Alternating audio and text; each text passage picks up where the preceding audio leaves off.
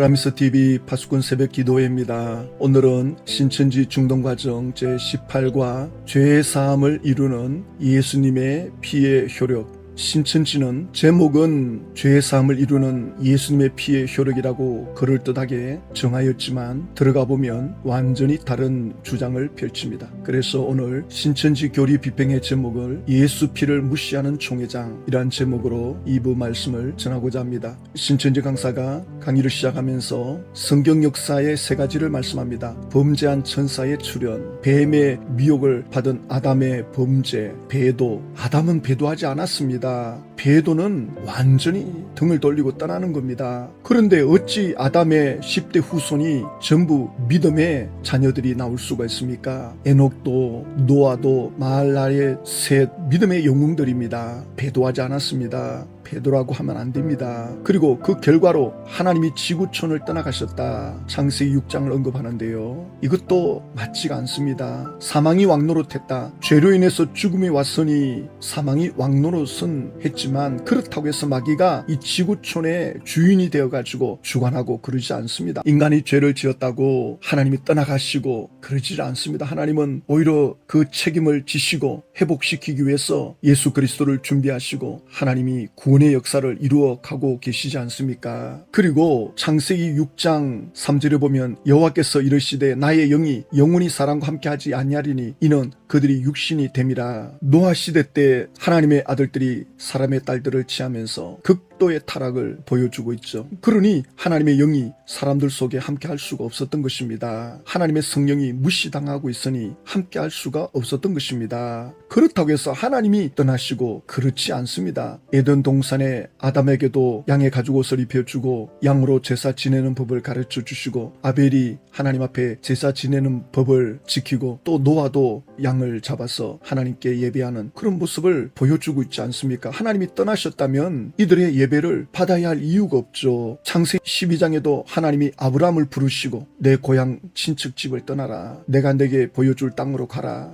이렇게 하나님께서 구원의 역사를 이루어가고 계시는데 어찌 하나님이 떠나셨다라고 합니까? 그리고 창세기 3장에도 아담이 범죄했을 때 즉각적으로 하나님이 징계를 하면서 여자의 후손 중에 구원자가 나올 것이고 그가 마귀의 머리를 깨트릴 것을 하나님께서 말씀하지 않습니까? 이렇게 말씀하시고 하나님은 이 일을 창세 때부터 이루어 가십니다. 간섭하고 역사하고 계신 것을 볼 수 있지 않습니까? 하나님이 떠나셨다 하면 안 됩니다. 그리고 신천지 강사는 하나님의 목적에 대해서 세 가지를 말씀하는데요. 용을 잡아 가두었다. 그리고 두 번째, 죄의 문제가 해결된 하나님의 새나라 새민족 창조. 신천지가 죄 문제가 어떻게 해결되었습니까? 예수님께서 희생 제물이 되시고 죄값을 치러 주셨는데 도대체 신천지가 어떻게 죄 문제를 해결했단 말입니까? 전혀 딴소리를 합니다.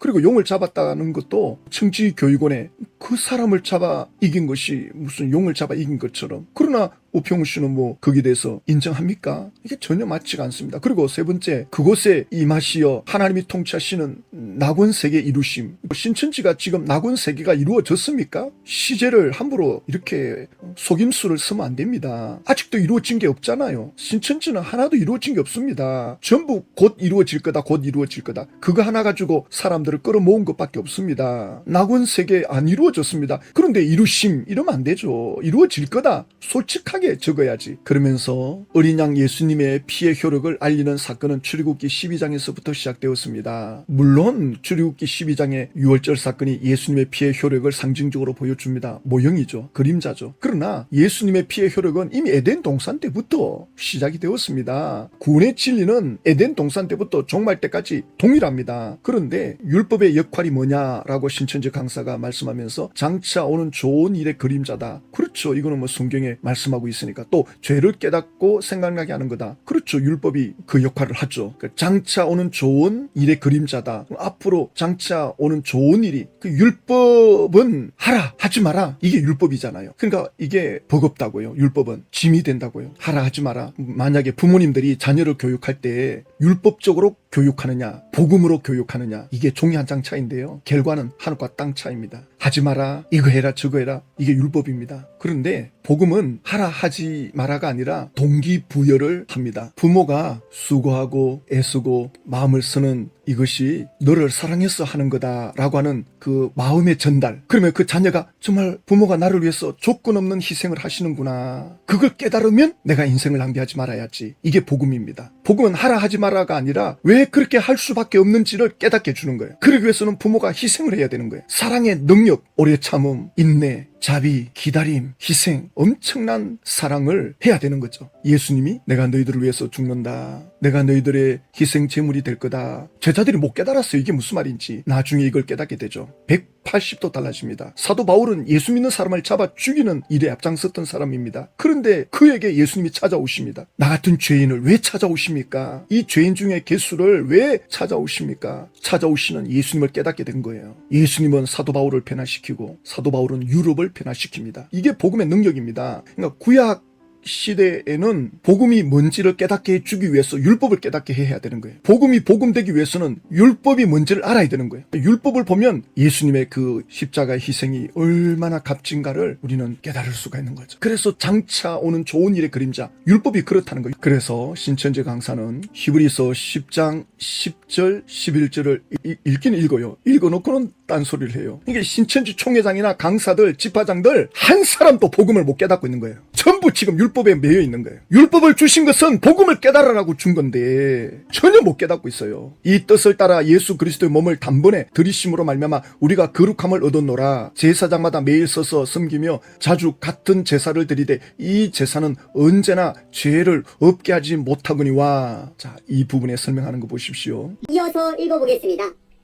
이 뜻을 쫓아 예수 그리스도의 몸을 단번에 들이심으로 말미암아 우리가 거룩함을 얻었노라. 제사장마다 매일 서서 섬기며 자주 같은 제사를 드리되 이 제사는 언제든지 죄를 없게 하지 못하거니와. 새 언약을 통해서 이루고자 하신 것은 예수님의 피로 죄사함을 얻어 우리가 거룩함을 얻게 되는 것입니다. 그리고 제사장들이 매일 드리는 율법의 제사로는 죄사함이 없다 말씀하신 것입니다. 지금 신천지 강사는 본문을 분명히 이렇게 읽어요. 이 뜻을 쫓아 예수 그리스도의 몸을 단번에 들이심으로 말미암아 우리가 거룩함을 얻었노라. 거룩함을 얻었다는 것은 죄사함을 받았다는 겁니다. 예수님이 십자가에서 단번에 제물이 되심으로 우리가 누굽니까? 예수 그리스도를 믿는 모든 이들을 말합니다. 예수 그리스도를 믿는 모든 이들이 죄사함을 받아서 거룩함을 얻었다. 그러면 끝난 거지. 왜 여기에다 딴 걸 갖다 붙입니까? 그리고 또 이렇게 말해요. 제사장마다 매일 서서 섬기며 자주 같은 제사를 드리되 이 제사는 언제든지 죄를 없게 하지 못하거니와. 지금 성경 구절을 읽었거든요. 이렇게 읽어놓고 새 언약을 통해서 이루고자 하신 것은 예수님의 피로 죄사함을 얻어 우리가 거룩함을 얻게 되는 것입니다. 아니 예수님이 십자가에서 단번에 죽으심으로 우리가 거룩함을 입었댔는데 왜 여기 또 새 언약을 통해서 이루고자 하신 것은 예수님의 피로 죄사함을 얻어 우리가 거룩함을 얻게 되는 것입니다. 새 언약을 들고 나오는 건 좋은데 이렇게 말해놓고는 이제 가서 딴소리를 합니다. 그리고 제사장들이 매일 드리는 율법의 제사로는 죄사함이 없다. 신천지 강사가 예수의 피로 우리가 거룩함을 받는다, 죄사함 받는다 그랬죠. 그래놓고 율법의 제사로는 죄사함이 없다. 율법의 제사로 왜 죄사함이 없습니까? 히브리서 9장 13절에 염소와 황소의 피와 및 암송아지의 죄를 부정한 자에게 뿌려 그 육체를 정결하게 하여 거룩하게 하거든. 구약에는 그 짐승의 피와 죄를 뿌리는 그런 의식을 통해서 육체를 정결하게 하였다. 거룩하게 하였다는 것입니다. 그러니까 구약에는 제사 의식을 통해서 제사함을 받는데 오실 예수님을 바라보는 거죠. 그래서 제가 외상이라는 표현을 쓰면 이해가 빠르다 그랬죠. 자녀들이 부모 이름으로 상점에 가서 외상으로 물건을 가져오죠. 우리 아버지가 오면 갚아줄 겁니다. 이게 구약입니다. 구약은 예수님을 바라보면서 외상으로 물건을 가져가는 거예요. 그래서 예수님 오셔가지고 십자가에 운명하실 때 다 이루었다. 베들스타인 다 내가 계산했다. 지금도 이스라엘 가면 계산서 줄 때 베들스타인 계산 끝났습니다. 이렇게 합니다. 그 말씀을 지금 하시는 거죠. 그래서 14절에 하물며 영원하신 성령으로 말미암아 흠없는 자기를 하나님께 드린 그리스도의 피가, 그러니까 짐승의 피도 이렇게 정결하게 하는데 거룩하게 하는데 예수 그리스도의 피, 흠없는 하나님의 아들 예수 그리스도의 피가 어찌 너희 양심을 죽은 행실에서, 이 양심은 영이 거하는 영역이죠. 그 영이 죽었는데 예수 그리스도의 피가 그 영을 왜 살리지 못하겠느냐. 죄 때문에 그 영이 떠났는데 예수님이 그 죄값을 죄값을 치렀다면 그 영이 왜 다시 회복이 안 되겠느냐 말씀하는 거죠. 그러면서 히브리서 10장 12절 13절 14절을 읽고 또 설명을 하는데요. 오직 그리스도는 죄를 위하여 한 영원한 제사를 드리시고 하나님 우편에 앉으사. 그렇죠. 예수님이 영원한 제사를 드린 거죠. 더 이상 이제는 제사 의식을 할 필요가 없죠. 13절 그 후에 자기 원수들을 자기 발등상 되게 하실 때까지 기다리시나니. 예수님이 마귀 머리를 깨뜨리시고 이제 완전히 심판할 때까지 기다리시는데 14절 그가 거룩하게 된 자들을 한 번의 제사로 영원히 온전하게 하셨느니라. 예수님이 한 번의 제물이 되심으로 영원한 제사, 영원히 온전하게 하셨다. 자, 그런데 신천지 강사가 이걸 어떻게 설명하는지 보겠습니다. 예수님께서는 죄를 위하여 영원한 제사를 드리시고 한 제물로 거룩하게 된 자들을 영원히 온전케 하셨다 말씀하셨습니다. 이처럼 모세율법의 제사로는 죄를 사할 수 없기에 우리의 죄를 위해 예수님께서 십자가 지심으로 피를 흘리셨고 그 피로 새 언약을 세워주신 것입니다. 이 새 언약의 내용을 알아야 우리가 죄사함 받고 온전케 된 실체가 될 수 있습니다. 이처럼 모세 율법의 제사로는 죄를 사할 수 없기에 우리의 죄를 위해 예수님께서 십자가 지심으로 피를 흘리셨고 이건 아니죠. 모세 율법으로 죄를 사할 수가 없어서 십자가에 죽으신 거 아니죠. 모세 율법으로도 죄를 사함 받았죠. 임시 방편으로 매번 죄가 있을 때마다 또 죄가 깨달아질 때마다 하나님과 화목하고 싶을 때마다 제사 의식을 치루어야 되죠. 번거로움은 있죠. 그러나 그건 하나의 모형이에요. 오실 예수님에 대한 예표가 되는 거죠. 그러니까 예수님 오기 전까지는 이 제사 의식을 통해서 구원받고 죄사함 받는 그 율법을 주신 거죠. 그런데 죄사할 수가 없었기 때문에 예수님이 오셨다. 이렇게 풀면 안 돼요. 예수님께서 요한복음 5장 39절에 너희가 성경에서 영생을 얻는 줄 생각하고 성경을 연구하거니와 이 성경이 곧 내게 대하여 증언하는 것이라. 그러니까 구약 성경, 구약 율법은 예수 그리스도를 가리킵니다. 구약 시대의 사람들은 어떻게 하면 구원받느냐, 영생으로 들어가느냐 할 때 그 성경을 통해서 예수님을 바라보았다는 것입니다. 구약의 사람들도 예수님을 믿음으로 구원을 받았습니다. 그것이 제사 의식이라고요. 그런데 신천 강사는 그 피로 새 언약을 세워주신 것입니다. 지금 느닷없이 지금 그 피로 새 언약을 세워주신 것입니다. 이게 지금 말이 매끄럽지가 않거든요. 예수님이 그 피로 새 언약을 세워주셨다라고 할 때 과연 어떤 차원이냐는 거죠. 이 새 언약의 내용을 알아야 우리가 죄사함 받고 온전케 된 실체가 될 수 있습니다. 신천지가 말하는 이 새 언약은 예수님이 말씀하는 새 언약과 완전히 다르죠. 지금 그 피로 새 언약을 세워주셨다라고 할 때 이 내용을 우리 개신교식으로 좀 더 쉽게 제가 풀어봅니다. 예수님이 제자들에게 하시는 말씀이죠. 내가 새로운 약속을 하겠다. 내가 십자가에서 흘리는 피는 너희들을 위해 흘리는 죄값이니 이것을 믿는 이는 죄의 사함을 받는다. 이게 새로운 약속이다. 누가복음 22장 20절에 저녁 먹은 후에 잔도 그와 같이 하여 이르시되 이 잔은 내 피로 세우는 새 언약이니 곧 너희를 위하여 붓는 것이라. 예수님께서 제자들에게 포도주 잔을 주면서 내 피로 세우는 새 언약이니 이 잔은 잘 보셔야 됩니다. 지금 신천지가 여기서 속임수를 쓰거든요. 그러니까 신천지가 속임수를 쓰는 건 아니죠. 총회장이나 집화장 강사들이 전부 귀신에게 마귀에게 전부 다 속아 넘어간 거죠. 본인은 속은 줄을 또 모르고 열심히 가르치죠. 예수님께서 이 잔은 내 피로 세우는 새 언약이니 이 곧이 뭡니까? 이게 무슨 뜻인지를 내가 설명해 주겠다는 거죠. 곧 너희를 위하여 붓는 거다. 너희들을 위해서 내가 피 흘려 주는 거다. 그런데 저녁 먹은 후에 잔또 그와 같이 그러면 앞에 뭐가 있었다는 거죠? 뭐가 있었습니까? 또 떡을 가져 감사기도 하시고 떼어 그들에게 주시며 이르시되 이것은 너희를 위하여 주는 내 몸이라. 너희가 이를 행하여 나를 기념하라. 예수님께서 떡을 떼주시고 포도주 잔을 주면서 내 살이다, 내 피다. 이것은 너희들을 위해서 내가 몸을 찢고 피를 흘리는, 그래서 죄사함을 주려고 하는 나의 십자가의 죽음이다. 그러면 뭐 어쩌라는 겁니까? 믿으라는 거죠. 내가 너희들을 위해서 죄값을 치르기 위해서 대신 죽는다. 대신 희생 제물이 될 것이니 너희들은 그냥 믿기만 하면 된다. 그래서 로마서 10장 9절에 너가 만일 내 입으로 예수를 주로 신하며 또 하나님께서 그를 죽은 자 가운데서 살리신 것을 내 마음에 믿으면 구원을 받으리라. 우리가 예수 믿으십시오 할 때 예수가 당신의 저주를, 당신이 받아야 할 죄값을 예수님이 대신 치루었습니다. 믿으십시오. 그냥 받아들이십시오. 이게 복음입니다. 아니 그분이 왜 나를 위해 죽으시지? 왜 나를 위해 희생하지? 이걸 깨달으면 사람은 변화됩니다. 자녀들도 왜 부모가 나를 위해 희생하지? 왜 조건 없는 사랑을 하지? 이걸 깨달으면 자녀는 철이 들고 효자가 되는 거죠. 못 깨달아서 문제가 되는 거죠. 그러니까 복음을 못 깨달아서 그런 거죠. 근데 못 깨닫는 그에게 이래라 저래라, 그러니까 탈선하는 겁니다. 못 깨달은 아이에게 이래라 저래라, 너가 이래야 되지 않느냐, 내가 너에게 이렇게 해줬는데 너는 뭐하고 있느냐, 집 나갑니다. 그 깨달음이 올 때까지 기다려야 돼요. 그래서 사랑은 오래 참 참는 겁니다. 기다려서 깨달으면 철이 들기 시작하는 거예요. 복음이 그런 겁니다. 예수님께서도 우리에게 조건 없는 사랑을 베푸십니다. 깨달을 때까지 기다립니다. 깨달을 때까지 성령께서 역사하고 계십니다. 깨달을 때까지 끊임없이 성령이 우리에게 간섭합니다. 끊임없이. 그리고 기다려주고 참아주고 인내해주고. 그러다가 어느 날 우리가 깨닫잖아요. 우리 성령님께서 내 안에서 10년을 기다려주셨군요. 내가 신천지에 10년 20년 있었는데 그 세월을 성령님이 기다려주셨군요. 그렇게 이끌어주셨는데 제가 몰랐습니다. 그러게 되면 사람은 변화되는 거죠. 이게 복음입니다. 그래서 사람이 마음으로 믿어 의에 이르고 입으로 신하여 구원에 이르느니라. 마음으로 믿는 것입니다. 그리고 입으로 신하면 끝나는 거죠. 그래서 사도행전 2장 38절에 베드로가 이르되 회개하여 각각 예수 이름으로 세례를 받고 제사함 받으라. 예수 이름으로, 예수 이름이라고 하는 것은 그 사람의 전부가 들어가 있습니다. 그러니까 예수님의 전부는 뭡니까? 피와 살입니다. 나를 위해서 피 흘려 주시고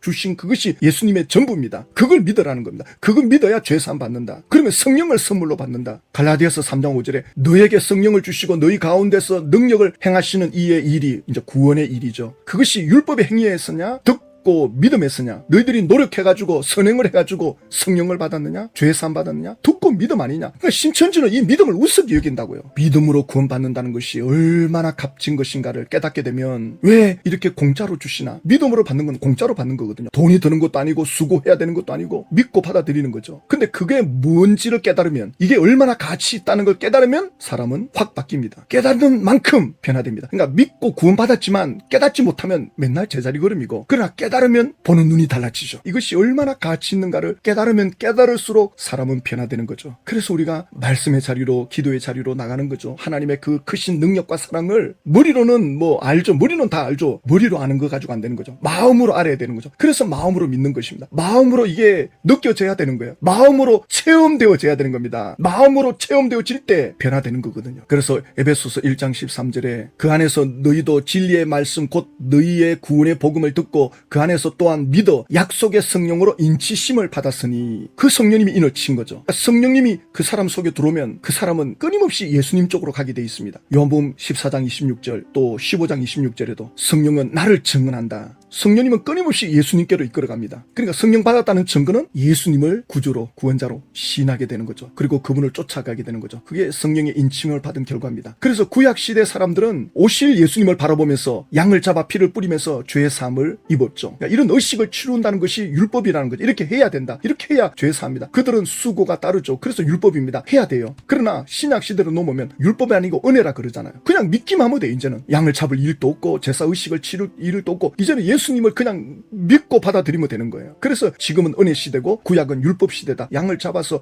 피를 뿌리는 번거로움은 있죠. 그래서 율법이죠. 번거로우니까. 그러나 은혜는 번거롭지가 않아요. 예수님을 믿고 받아들이고, 그리고 그걸 깨달으면 깨달을수록 사람은 변화돼요. 그래서 성령님은 그 사람이 깨달을 수 있도록 끊임없이 간섭합니다. 기다려주시고, 그래서 우리들도 또 다른 사람들이 변화되기를 원한다면 예수님처럼 기다려주고 사랑해주고 용서해주고 희생을 치러야 됩니다. 엄청난 대가를 지불해야 됩니다. 누군가 십자가를 져줘야 돼요. 로마서 3장 22절에 곧 예수 그리스도를 믿음으로 말미암아 모든 믿는 자에게 미치는 하나님의 의인이 차별이 없느니라. 그렇죠. 헬라인이나 유대인이나 예수를 믿기만 하면 하나님의 의가 된다. 완전한 자가 된다. 예수로 말미암아 곧 이때에 자기의 의로움을 나타내사 자기도 의로우시며, 그렇죠. 하나님께서 이 땅에 예수님을 보내신 것, 이게 바로 하나님의 의로우심이다. 얼마나 감사합니까? 죄를 대신 짊어지심으로 하나님의 의로움을 나타내고, 그래서 예수 믿는 자도 의롭게 되고, 그래서 로마서 3장 27절에 그런즉 자랑할 데가 어디 있느냐? 있을 수가 없다. 우리는 자랑할 거리가 없다. 무슨 법으로냐? 행위로냐? 아니라 오직 믿음으로 되어졌으니 자랑할 거리가 없죠. 근데 신천지는 자랑할 거리가 많죠. 왜냐하면 6월절에 어린 양의 살을 먹은 거를 초림 때 예수님의 말씀을 먹는 거다. 그리고 오늘날 신천지 총회장의 가르침을 받는 거다. 가르침을 받아서 그 가르침을 지키면 구원이니 얼마나 자랑거리가 많겠어요. 그러니까 신천지 세뇌되면 자부심이 대단해지는 겁니다. 계시받은 총회장의 말씀을 자기들은 듣고 지킨다는 거예요. 개신교는 그저 믿기만 한다고, 입으로만 믿는다 그래가지고 구원받았다 그러는데, 그런 구원이 어디 있느냐 그래요. 복음을 몰라서 그러는 거예요. 복음을 전혀 모르니까. 보세요. 구약에 이스라엘 백성들이 자녀들에게 가르치고 마음에 새기고 길을 갈 때나 누웠을 때나 일어날 때나 말씀을 가르쳤지만 집 문설주에 또 기호에 미간에 하나님 하나님 말씀을 붙이고 가르쳤지만 지켰나요? 못 지킵니다. 마음의 변화가 일어나야 돼요. 마음의 변화가 안 일어났는데 지켜라 오히려 그건 화가 됩니다. 마음의 변화가 일어날 때까지 기다려줘야 됩니다. 자녀들이 공부하고 싶은 마음 생기면 하지 마라 해도 합니다. 구약에는 모르니까 율법적으로 갈 수밖에 없는 거예요. 그러나 성령이 오셔서 이제는 깨닫게 하는 시대죠. 에스겔서 36장 26절에 새 언약을 말씀하죠. 새 영을 너희 속에 두고 새 마음을 너희에게 주되 너희 육신에서 굳은 마음을 제거하고 부드러운 마음을 줄 것이며, 이제 성령께서 이제는 너희들의 마음을 변화시킬 거다. 그동안 하라 하지 마라 해도 너희들의 마음이 강팍하니까 듣지를 않는데 성령님이 너희들 속에 들어간다. 성령님이 그 속에 들어가려면 그 사람이 거룩해야 되거든요. 완전한 죄 사함을 받아야 되거든요. 그러려면 누군가 대신 죽어야 돼. 죽어야만이 그 사람 속에 성령님이 들어갈 수 있어요. 그런데 신천지 총회장이나 강사는 예수님은 2000년 전에 가르치다가 끝났다. 그 가르침을 받을 때만 구원받는다. 그러니 2000년 동안 구원이 없고 오늘날 이 시대는 신천지 총회장의 가르침을 받아야 된다. 그것이 새 언약이다. 그 새 언약이 바로 요한계시록이다. 그걸 달달 외워가지고 지켜야 된다. 그거 지킨다고 구원받습니까? 예수 믿어도 구원이 없다. 예수 피는 죄 사함을 이루지 못했다. 이건 완전히 사탄입니다. 이건 마귀 역사입니다. 도대체 신천지 총회장이 가르치는 계시록을 지켜서 의롭게 된다는데 과연 신천지 총회장은 얼마나 의롭습니까? 그의 삶을 들어가 보면 죄가 주렁주렁 맺혀 있는데, 그리고 신천지는 아무것도 이루어진 게 없습니다. 곧 이루어진다. 그거 하나 가지고 전부 사람들을 끌어모은 겁니다. 지파는 그냥 만들어 놓고 이게 천국의 지파다. 그리고 이 지파 속에 들어오면 앞으로 예루살렘 성 내려오면 거기에 들어간다. 18장, 19장, 20장 이루어져야 신천지가 신천지 되는 겁니다. 이거 이루지 못하고 신천지 총회장 사망하면 이거 다 사기판이 되는 겁니다. 1992년도에 휴거 사건이 일어난다. 예수님 오신다. 변화될 거다. 이게 불발이 되고 아무것도 안 일어났잖아요. 근데 여기서 이 사람들이 상처를 받아요. 우리가 진짜 예수 믿었는데, 하나님 믿었는데 그 상처 때문에 다시 예수를 믿는다는 것에 대한 엄두를 못 내는 거예요. 마귀에게 속은 겁니다. 여러분, 마귀에게 철저하게 이용당한 겁니다. 사람에게 속은 게 아닙니다. 사람에게 상처받은 게 아닙니다. 신천지에 상처받은 게 아닙니다. 마귀에게 철저하게 속임을 당한 겁니다. 총회장부터 지파장, 강사들 전부 마귀에게 속임을 당한 겁니다. 사람을 원망하지 마십시오. 낙심하지 마십시오. 그러면 두 번 마귀에게 당하는 꼴이 됩니다. 다시 예수님께로 나오셔야 됩니다. 다시 복음을 제대로 믿어야 돼요. 율법적으로 가면 안 됩니다. 신천지는 처음부터 끝까지 율법입니다. 지금은 은혜 시대고 지금은 믿음으로 구원받는 시대입니다. 믿음으로 구원받는 이 가치를 깨달으면 그냥 변화됩니다. 성령의 변화에 따라가면 그냥 변화가 자동으로 일어납니다. 내 속에서 생수의 강이 흘러 넘쳐나리라. 이것은 너희가 받을 성령을 가리켜 말씀한 거라. 성령님이 내 안에서 역사하면 그냥 변화가 돼요. 그냥 사람이 바뀌게 돼 있습니다. 뭐 노력 안 해도 됩니다. 내 안에서 마음의 변화가 일어나면 사람은 변화됩니다. 바뀝니다. 그런데 율법적으로 자꾸 가니까 제자리 걸음하는 겁니다. 92년식으로 신천지가 이렇게 끝나면 안 됩니다. 그러면 심각해집니다. 대한민국 자녀들 큰일 납니다. 그래서 우리는 기도해야 됩니다. 이 일을 위해서 우리는 기도하고 하나님의 은혜를 구하고 성령께서 이끌어 주시는 일에 우리가 순종하며 나가야 됩니다. 하나님 아버지, 신천지 총회장은 철저하게 마귀에게 속아서 율법적으로 마귀에게 가스라이팅을 당하고 종로로 하는 것에 불과했습니다. 이것이 아무것도 이루지 못하고 끝날 때 거기서 상처받을 이들이 다시 예수님께로 나올 엄두를 못 냅니다. 하나님의 은혜를 구합니다. 주여, 우리가 어떻게 해야 그들을 주님께로 이끌 수가 있겠습니까? 예수 믿는 것이 무엇인지를 예수 믿는 사람들이 먼저 보여줄 수 있게 해주시고 복음을 보여줄 수 있게 해주시옵소서. 예수님의 이름으로 기도드립니다.